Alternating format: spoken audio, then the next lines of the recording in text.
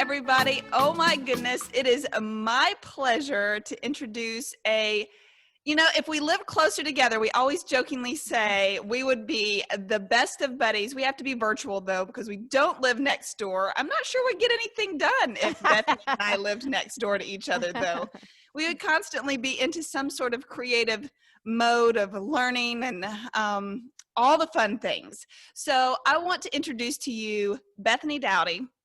Hello. We met, oh my goodness, 13 years ago plus, because that's when Christopher and I got married. And her family, all of her family, has been intermingled in Christopher's family ever since his birth. So definitely before he was born. And this family is near and dear to our hearts. We're interlocked in several different ways. So yes, we're talking everything childhood learning and a little bit of sprinkle of other things along the way, I am sure. So Bethany, why don't you tell us your background, how you got started in this career field, and anything else you want to throw in. Okay, well, I'm so glad to be here. And like I said, I'm a huge fan of Inspiring Time and everything that you're putting out there. And now the podcast, it's such a light in a really kind of heavy time. So I'm so happy to be here. But I went to Millsaps College and graduated in 1992 in education, elementary education. Initially, I fought it because I know the salary is not, I'm sorry, but that was something that I thought about. But I couldn't fight it anymore because it is what I'm passionate about. And that's where I feel most myself. And currently I'm teaching 5- and 6-year-olds. I teach kindergarten, and they have really kind of carried me through a lot of hard times. Like when my dad died, I got back in that classroom, and just their love and compassion and their curiosity and the magic, all of that kind of lifts me up as well. So it's not just me going to lift them up. They give back, and I just love it. I love that age, and I love going into the classrooms when the kids were little. It was my favorite thing, the kindergarten classroom. You got snotty hugs and big and Miss, I would hear Miss Amber, and it was seriously a light. It didn't matter what kind of mood you were in. You were always uplifted by the time you left. Oh my goodness, yes. They, and if they see that you might be having a hard day, they acknowledge that to you. They'll say, and so I guess that's why what I, going to be focusing on mostly today is that social and emotional learning that I feel like we really are neglecting in our children right now, especially in the classrooms. And they acknowledge to us how we feel, which is part of that growth, but we should be doing the same for them. And so that's kind of what I wanted to focus on today. Perfect. It is so relevant right now. And especially if you're doing the in-between where parents are teaching some, maybe you're in a blended situation, or you're all virtual. And of course, being a mom doesn't mean that you might be the best educator and teacher, because I know your patience level might be with your own child. Yes. With your own child, because they don't seem to cooperate quite the same way as what they might in a classroom setting. So when you're talking about the emotional and social learning, what does that mean? So that's the ability to recognize the emotions in yourself, as well as recognize the emotions in other people.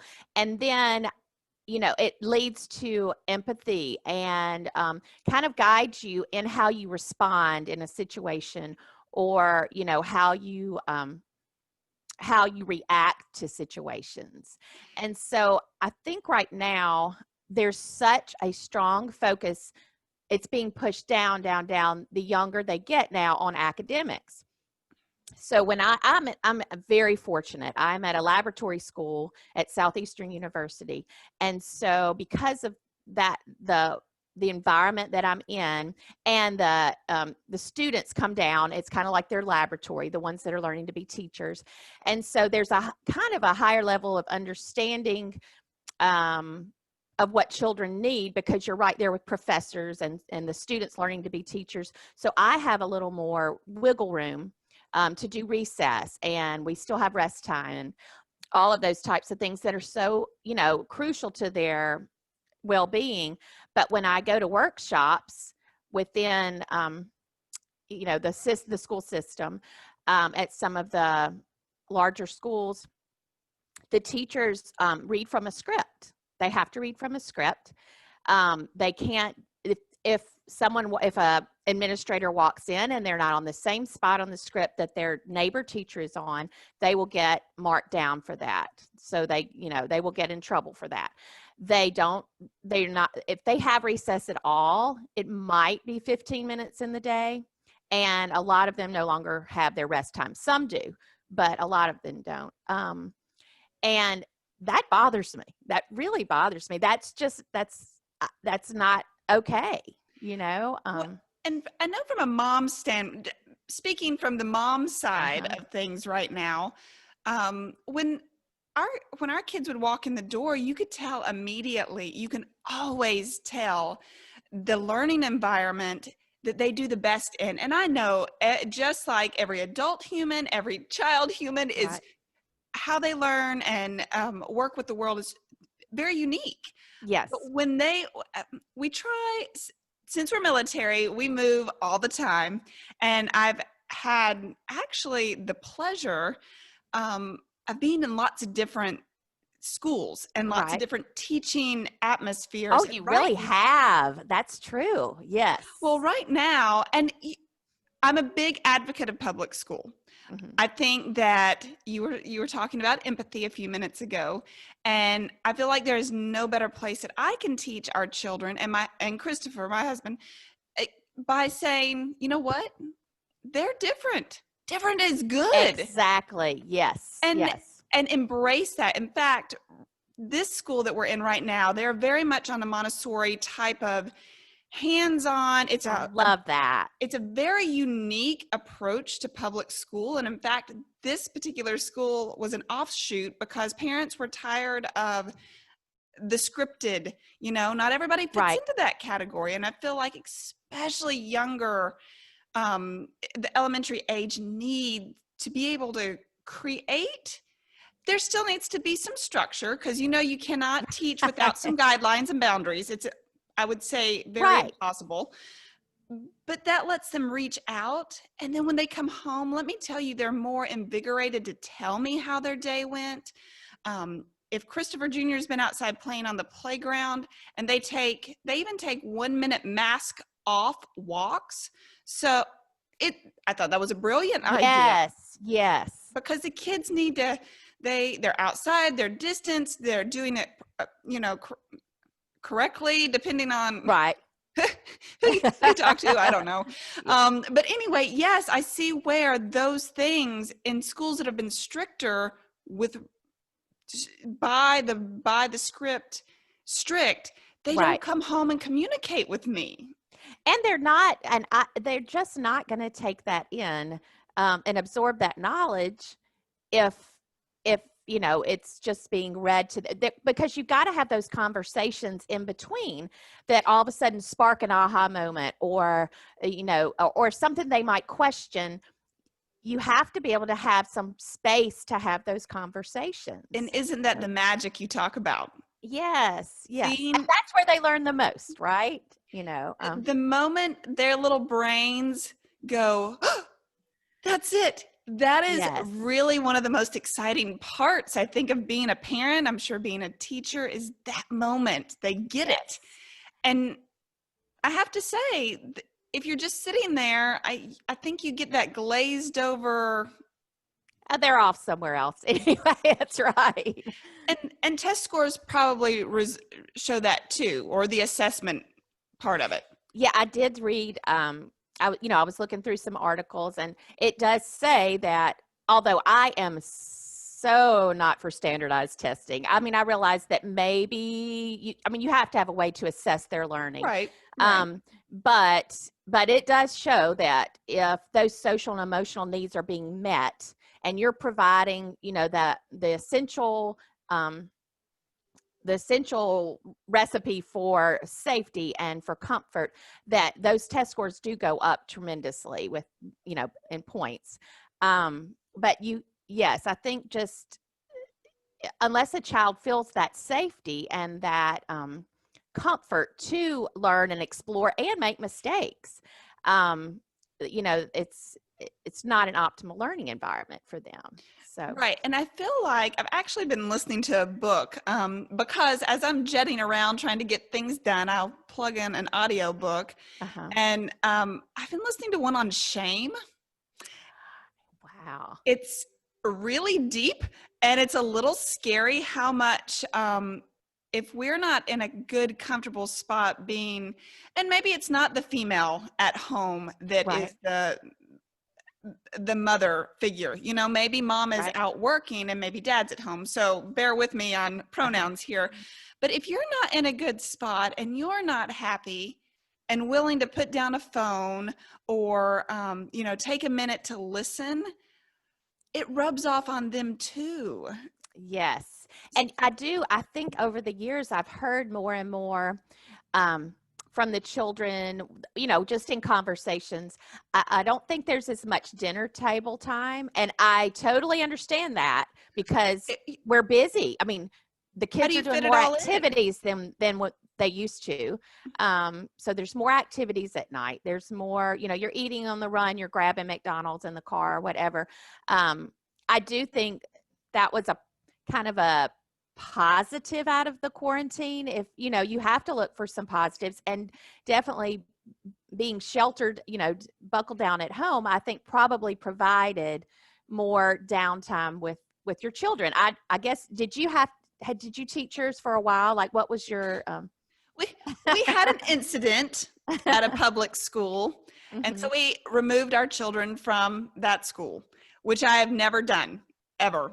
It was because you are so accepting and supportive, and you are. Yeah. Well, thank you. That is my goal. I want to be. But actually, Emma Catherine was being touched inappropriately by a student. And so my goodness. That's a no-go. If that's kind of huge. That's like, yes. There, violence and things that I will not tolerate equals firm, fast removal. Wow. Oh my goodness. So it was hard to, she didn't recognize it as that, but if things start young and you don't kind of nip those in the bud, right, then you kind of start down a path, right? So I want to make sure that I'm advocating for our children as much as I possibly can. Right. We talk about every situation from, I have heard bus talk from abortion to being in jail to what do you eat in jail and how do you get out of jail? Okay. You know what? Those things happen in real life. I wasn't ready to talk about those things, but we talked about them and gave them the information they needed to kind of shut it down just a little bit to where they felt comfortable knowing what they needed to. And of course, I held back a lot of information, of course. Fast forward to this school. We actually took them out 1 week before the stinking pandemic shut us all down. And I thought, we have to start a whole new program. And we did online connection, Arkansas connections. And I have I really liked that program. So if that's something you have to look for, I feel like the teachers there are very confident and kind and willing to power through with you. So that was good. But we did have a lot of talking time, gnashing of teeth. It was not perfect. It was not pretty. Oh. And online it was a college course for babies is what it was. We were doing 7 hours a day. And sitting in the screen for that time, oh my God, I can't imagine. It was brutal. Now, that was the first week or so while we were trying to come in middle of the semester, because it was in March, Right. and figure out their rules, their, what had to be turned in. Once we figured it out, we got it down to like 2-3 hours a day. So we got it Right. worked out, but Wow. not without problems. But during that time, it gave me I had to really work on listening to what they were saying to me, and not being so caught up in everything else that I didn't hear their needs. And Right. I'm not suggesting your child run your household, because I am not an advocate of that. But you do need to listen and help them get to where their little minds need to be, I think. Yes, and I know it was hard for me as a parent, and as a teacher sometimes to listen, but to sit back and give them time. Just let it be silent for a minute, because sometimes it takes. You just kind of have to be available and just be present. And all of us, that's with my own children when it rolled out. Like if we were, just sitting by the fireplace reading a book and it was quiet, and then all of a sudden, boom, they give you this information on something. It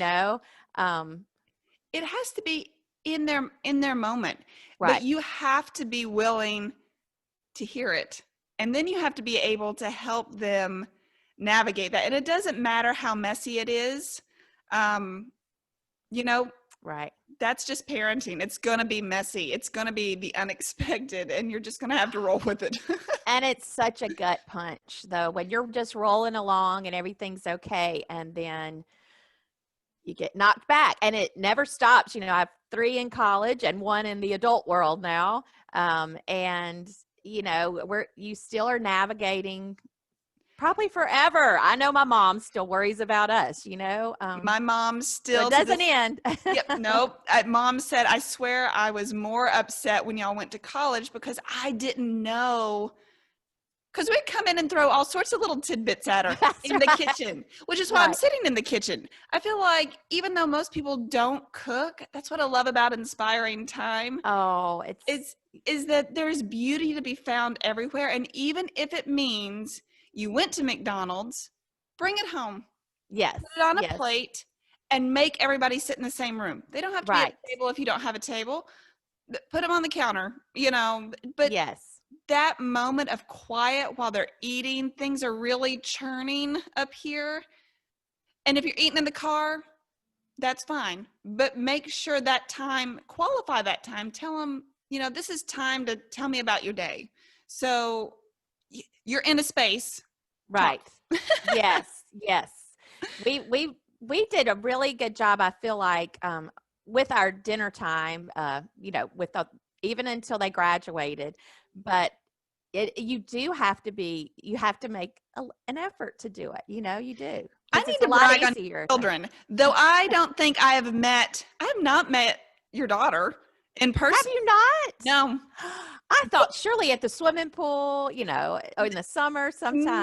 Maybe it was like a wave in passing, but I Uh-huh. don't think we've ever really had a moment to speak. But y'all, Bethany's children, there are no words. We were at the Oh, swimming pool at her parents' house in Mississippi, and even her husband jumped on board. They're showing the kids how to do backflips off the side of the pool. The boys were always playing with them.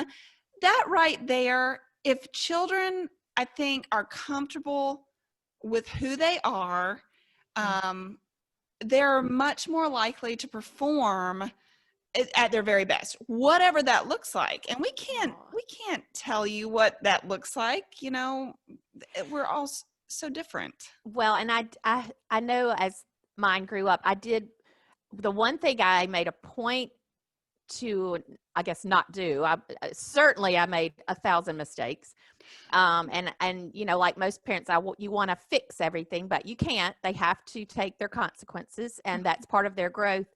But I would see some other parents very concerned that their child was cool.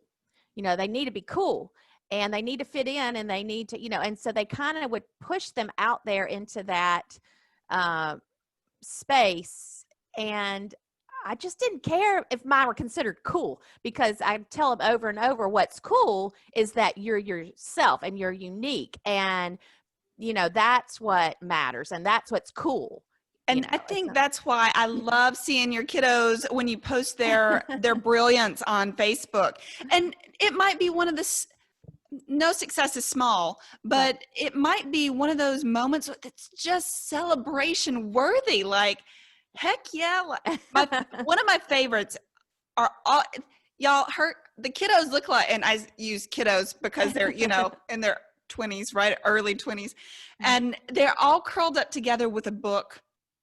All have different books, but that looks like a puppy pile. I want that. That's kind of, isn't that just the best when you see everybody taking that moment of downtime and doing something they enjoy, and then they probably talk about what they've been reading, or maybe they don't. Maybe it's just the presence and the time. Well, it does. Well, you have pretty fabulous kids yourself too, by the way. I love, they are so comfortable in their skin. I mean, and the conversations that they have, it's, yes. Who knows what they're going to talk about? But ours sent us a picture last night. They're all in Jackson. So 3 are at Millsaps College. And then my oldest son is working for an IT company there right now. And they were at dinner together, and it made me so happy. It just, that they took the time, because they're all doing their different things. But that they took a moment in their evening to gather and have dinner together. So. Well, I would say it's a lot like your siblings, because I see y'all gathering, even though you're spread out, y'all still get together, a very tight-knit family. And we're trying to figure out how to do that at Thanksgiving very carefully. I haven't seen Mom since summer, and I'm like, I even if I don't eat with you, I can wave to you from the street, but I have to see you physically. That's just too long. We're doing the same thing with trying to get everybody here and not knowing how to navigate that, if there is a correct way to do that. So I know.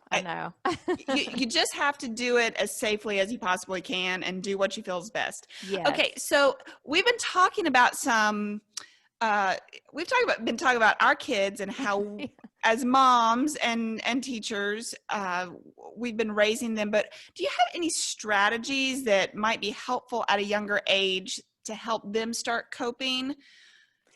I think, well, first and foremost, like we said, to listen to them, to acknowledge their feelings. And it is so hard to not fix everything. As I said earlier, believe me, I always wanted to fix everything, but you can't. So as a teacher, if I'm going to communicate a problem with you as the parent, it's a big deal, because if I can handle it at school between the student and myself, then that's what I'll do. But sometimes you need a little support from home, and you need to work together to help work through those problems. I have awesome parents, fabulous parents. I do recognize, though, over the years that need to fix it or to defend the child is much more common now. And we're a world of excuses. I will say, I don't even know what an example is, but I would give them the situation. Maybe the child is bullying another child. I don't have a lot of bullying, but just not being a good person, a kind person.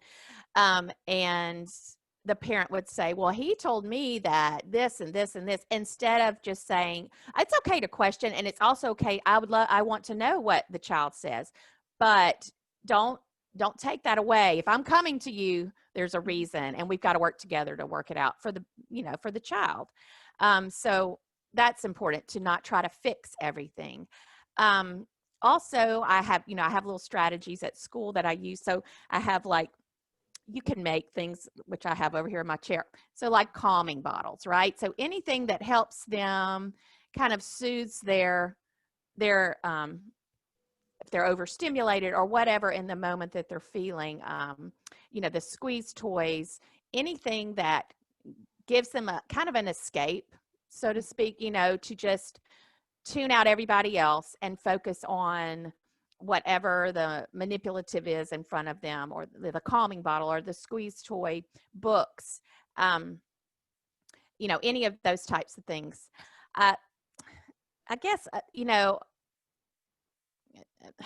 other than those things, I think just, making them, like you said, culturally aware. There's that is a gift to know, through if you can't travel, which obviously not many of us are traveling right now. Travel is huge, but if you can't, there's my phone going off. If you can't do that, you can travel through books and stories. And I have so many in my classroom that I read to them and share with them. And just that cultural awareness, I think, provides empathy or builds empathy in your children. It hurts my heart when you hear children spouting things that are unkind towards other human beings, and where that's coming from. They're hearing that from somebody. So I think just building that empathy through exposure to other cultures, giving them a safe space to let those emotions out, and giving them some tools in that space that might help them to calm down. I also got certified in children's yoga with Yoga Foster, and they're actually about to change their name and kind of redo, but it was an awesome program that I did. So we do a lot of yoga, a lot of meditation. There's something where they say, smell the flower, blow out the candle, so you're breathing. And so just making them aware of how important it is to breathe, because a lot of times they get all, worked up and they don't know what to do with it. Well, there's so much science now backing. In fact, I picked up, I'm notorious here lately. I get distracted a little bit. And so I'm listening to the Shame book and really trying to wrap get that.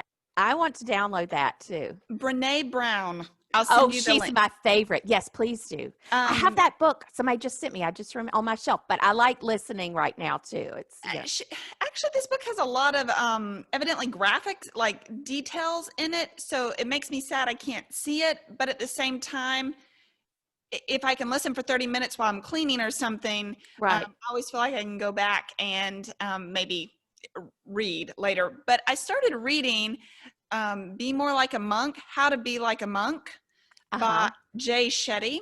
And the scientific research behind meditation and learning how to turn your brain off, basically. Yes. So you can encompass that problem. Now, can you explain to a child how to like turn it all off? And like, no, but you can start the process with just deep breaths. In fact, I was just listening about breathing techniques, which, I guess if you're not fully on board with this, it does sound a little hokey maybe, right. But there is research behind it, and arming your children with just some simple techniques I noticed that Emma Catherine has really gone through she's a 10 and a female. Oh, she's getting older. Look at that. But, sometimes she gets really angry, and I can't understand where that's coming from. So I've even, worked on some breathing with her, but also on a gratitude journal. She likes to write things down. And I've simplified it from what I do, but it's write down 3 things. And it's not, you woke me up, I gotta, my lunch was amazing, and then I talked to a girl. No, right. It needs to be a little bit like, think of the details. And then aren't you really working on writing at the same time? Yes. That's what I tell my parents at the beginning of the year. I'm not big on homework for little people. I'll send things for reinforcement or what we're working on.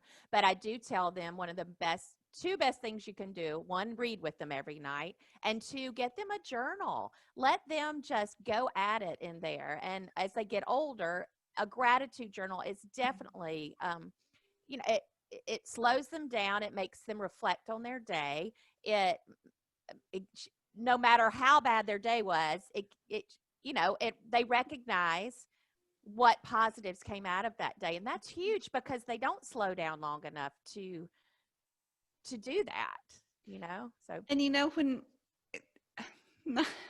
not to sound very old timey here, but there wasn't TV or even radio. So people had to talk to each other, and you had to yes, sort out differences when just even as early as the 1920s, even right, it just wasn't as prevalent. And we've really, I feel like, lost the art of connecting, which is another reason that Inspiring Time is so passionate for me. I want to connect through, and for me, it's food and floral, right. because that's a conversation starter. But I mean, it could be anything. But Yes. And for me, that's with my background, the VIP kid stuff. Yes, it's good supplemental money, but I so much like my mom, in that I want those connections around the world. I need that. I have to have that. And so when I started, I was like, oh, this is so cool, because I liked seeing, hearing the traffic in Beijing, and they're out of their apartment window, or hearing the language tutoring around the house, or the little brother, little sister practicing piano, and you could hear the mom speaking in Chinese. I need that. And my mom was the same way, she wow, wrote women in Europe, Eastern Europe, and like pen pals. So I didn't know that. yes, that's actually how I ended up going to teach in Hungary. It was one of her pen pals, and she was a teacher, and she said, would your daughter be interested in coming to Hungary and teaching at our school? We need a native English speaker. And so, yeah, so there you go. It's truly that human connection that I crave during the day. In fact, when we moved here this time to Montgomery, Uh-huh. I'm usually the one who takes the sourdough whole wheat bread to the neighbor, and I'm like, usually have a card that has our names, how old we are, here's my telephone number. If you see my Oh, TV, not that God we bless normally you. live in That's a not that we normally live in a place where I fear my TV walking out the front door, right. but if it does, please call me and let me know. That would be great. Right. I like knowing my neighbors. I like hearing their stories. The kids can probably name every neighbor we've ever had in some little quirky, fun Wow. detail about them. Right. Um, and it's listening. It's, being kind and showing them that the world isn't just us. It's all parts. It's all pieces. Right. Everybody's a puzzle piece. And those little playground experiences, like we talked about, are so vital to every part of their learning. I watch them out there, and someone might be, taking a stick and trying to kill the ants in the ant bed. That is a moment of, why are you doing that? Where they, they're learning that that empathy in that moment right there. No, that's not okay. That's their home. Just all of those little things that you don't think about. They are they're gaining all of that at recess. So I am a huge. We go out 3 times in the day. I take them out 3 times. Morning, um, you know, well, they have PE, so that's the 3rd time. So they have PE first thing in the morning at 8:15, and then I take them back out around 9:45, and then they go back out for snack recess in the end of the day around 1:15 or 1:30. And life's problems can basically be summed up Yes. on the playground, but Yes, you that is have so to true. let them experience it on their own. I have Yes. had so many people, we live in a world where it can be scary. And when I don't know my neighbors, it can be scary to let the kids go out the first little bit. Of course, Mhm. ours are 9 and 10. But somebody said, oh my gosh, you let them ride around the neighborhood on their bike? Well, number one, I love my kids, but I'm not my kids' friends. I'm the mom. I have Right. to lay down the law. And yeah, no, they don't get to stay inside all day. I Yeah. don't want them under they come back with the Right. best stories. It's terrifying because Junior was like, yeah, we were down by the stream and we were climbing trees and breaking off sticks and we'd built a fort. And I thought, but you have to, it is so hard to let that control go. but And like you said, of course you have boundaries set for them. They have limitations, but you let them explore within those. right. They you know. know they can't cross certain roads. They know that they can't Right. go past certain points. What they don't know is that I have parent lookouts all along the way, just like my mom did. I could Right. never figure out how Libby Adsit knew that I was on, like, about to put a toe on a street that I wasn't supposed to, because Miss Sarah would be like, Let me tell you. Yeah. to this day, I'm not really sure she doesn't have eyeballs around here. That's right. What are some other, so, you know, playtime, absolutely. They start figuring out things. They start using the rules and boundaries we've provided for them. Mm-hmm. They feel safe. They feel like they can explore, let their little brains and minds wander. Are there any books that you like to, there's so many pieces of literature. Are there some that you like to share? Well, I have, mainly what I have are here to show you are children's books. Not as much, for the parent to read for themselves to help guide. But like, I love Brené Brown is amazing. Mm-hmm. But let me grab, hold on, they're in this little chair over here. So I have a huge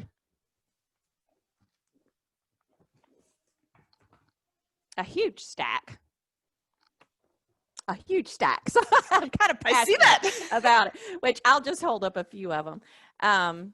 So like I said, in my class, I try to bring as much cultural awareness as possible. I always, every year, I have 24 students, always have different languages in my class. So this year it's Spanish and English.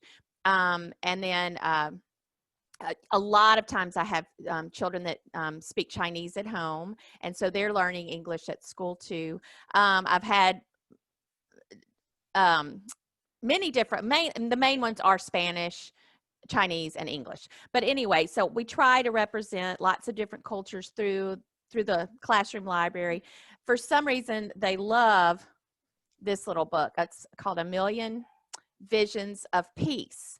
And it's pictures by children, though. And so the children would draw the pictures and then do the writing to explain. And it's like a little treasure, and they love it. I think they love it so much because children did the illustrations in it. I have Everybody Bonjours. So, it takes you kind of on her travels through France. She persisted around the world. So that's awesome. Anyway, they all just kind of, I know that your mother-in-law would love this one. It's a Small World. And of course we sing with it too, but this one's about meditation. It's called I Am Peace. And Bob Marley, Every Little Thing. Anyway, so I think my message here is more than reading as a parent to teach you what to do, I think sharing children's literature with your child is probably the best gift that you can give yourself and your kids, because you're both learning through it. The message is always much deeper. It's written in a light way for children, but the message they're getting is a much deeper message. So when they see children from all over the world and you're laughing and reading together, on some level, they're taking in those deeper thoughts and observations. Well, and you didn't have to really start the conversation then, right? Like, you didn't have to Right. find a starting point. The book did that. Right. So if you don't know where to start, find a book. And then the child, if there are no questions, maybe nothing pops up and you just had a perfect reading time. And if there is a question, then they'll ask. But yes. So yeah, I think I think that's a, I mean, like I said, this one also is a really good one. It's called Keisha and Can. And a lot of them now, because there's so much instant gratification with video games or whatever, which my boys play Xbox. I don't think it's the worst thing in the world. I don't. I think you have to balance it, but they say a lot to me, I can't do that. Like immediately, the kids in class. And so Keisha Ann Can is all about what Keisha Ann can do because she tries. And even if she makes a mistake, she's trying. And so that phrase stays in their mind, and they'll be like, okay, Keisha Ann can, so can I, but even as adults, I mean, we look at somebody and say, how did they get there? How did they find that success? Right. And it really boils down to Amber can, but Amber has to work. It doesn't just happen. Right. I have to do the same things the kids do. So I'm at home during the day. Christopher goes to work, the kids go to school, and it's the middle of a pandemic. How am I supposed to go connect with people and stay motivated? Well, you have to work on it too. And I promise you, the kids take so much more away from seeing my actions. Yes. So practice what you preach, folks. Practice what modeling. I mean, modeling, we probably could have said is the most important thing. It's, of course, modeling. They watch everything. They do. Unfortunately, sometimes. Good, bad, or ugly. That's right. Sometimes, probably my favorite. And I'm totally going to tell on myself because I feel like this is something all parents need to hear. Yeah. We were at Disney World, and the kids, we were experiencing everything at Disney. So Christopher Jr. had just turned 3, and Emma Catherine was about to turn 5. So they're only 16 months apart.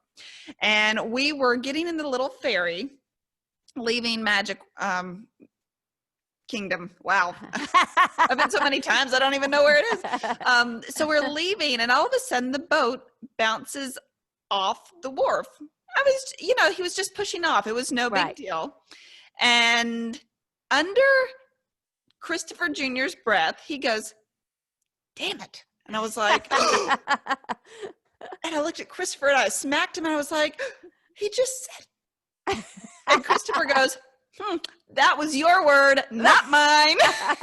Well, it's on that same word in art class last week.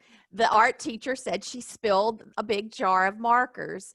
And this little girl, she is so stinking cute, but she stood up and she goes, "Damn it." And she goes, "You can't say that in class." She goes, "But you dropped the markers."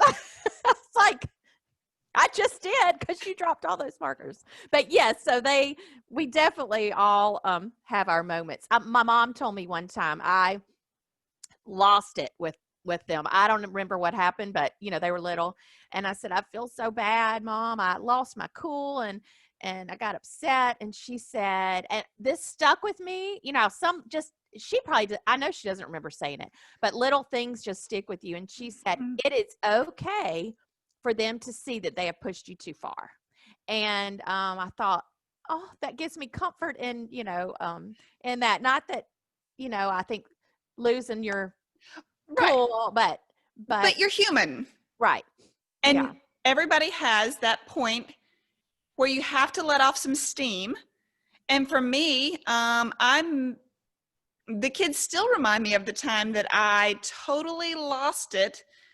And it wasn't at them, but I threw a cookbook or a magazine off the counter. I was like, and to this day, they were like, "Do you remember that time Mom lost she's lost it?" I'm like, really? Do we have to keep bringing that one?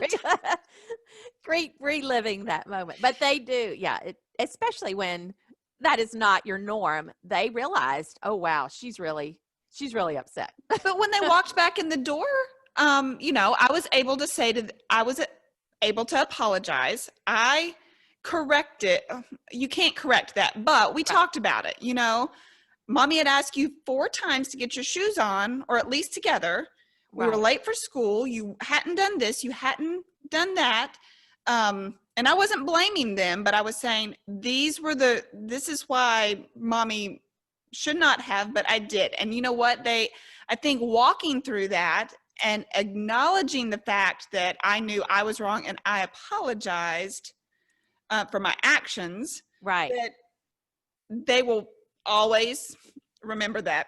Yes. And, you know, I think, you know, we say modeling, but that encompasses a lot. And one of the things would be that you acknowledge when, you know, I know after Dad died a few years ago, I had some serious moments of grief.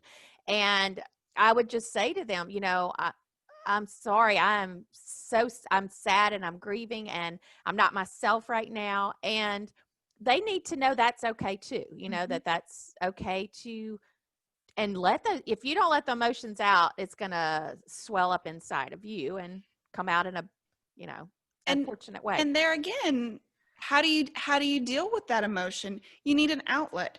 Your basket of calming, you know, do you write? Do you, sometimes I love just sitting outside with the breeze blowing. Watching the birds became my new thing. Bird watching. I love bird watching now. My little happy beautiful winter birds are my favorite. They get so fat and fluffy. Oh, it just gives me so much joy.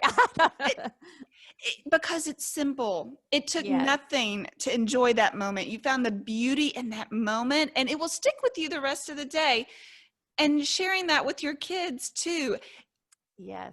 There's so many other lessons that can be learned than just in the classroom, though. Thank goodness for teachers just like you, because you need a village to raise a child.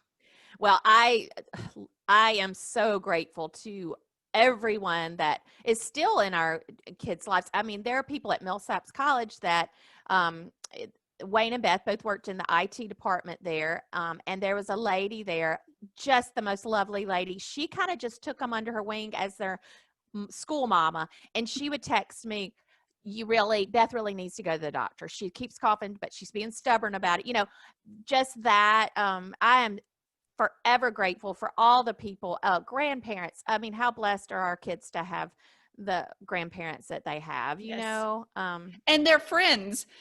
Yeah. The grandparents and their friends, because let me tell you, the kids rode that hayfield till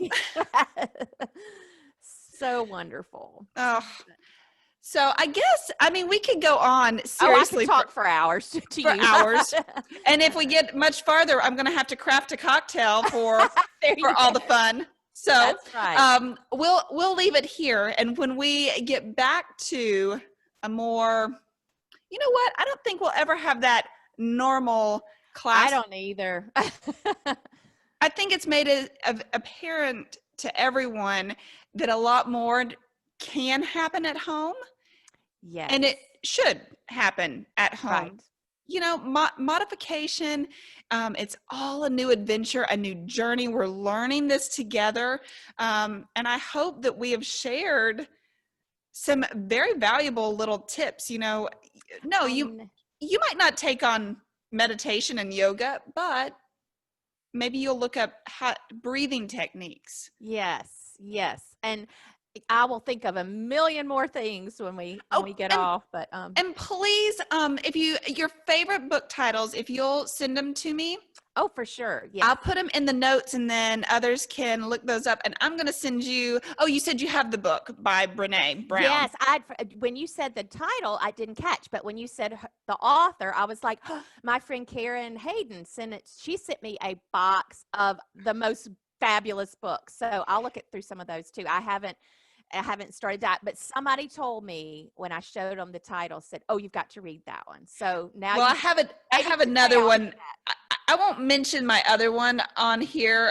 It is controversial a little bit, so I'll send that one to you. Oh, do for sure. Thank you. As well. But you know what? It's time to better yourself. We all have room for growth. Yeah. And right now, I find that with a little bit more downtime, I can definitely work on areas that have bothered me some. And I know that there's room for growth. Definitely. That's what my husband said when I told him what we were talking about. He said, but you've always been passionate too about the emotional needs and the mental health of teachers. And he said, that's what I think you need to be focusing on in the next few years. Because I've always said, I feel like that is so neglected in our educators. And again, but now more than ever, it's crazy, if teaching you're not with the mask and I wouldn't do it any other way. Of course, I totally believe in that, but it's another level of, right. But anyway, that's another day. You know what? I feel like that is absolutely, we're gonna set up a time to talk about that and how you can support. And it's not just teachers. It's exactly.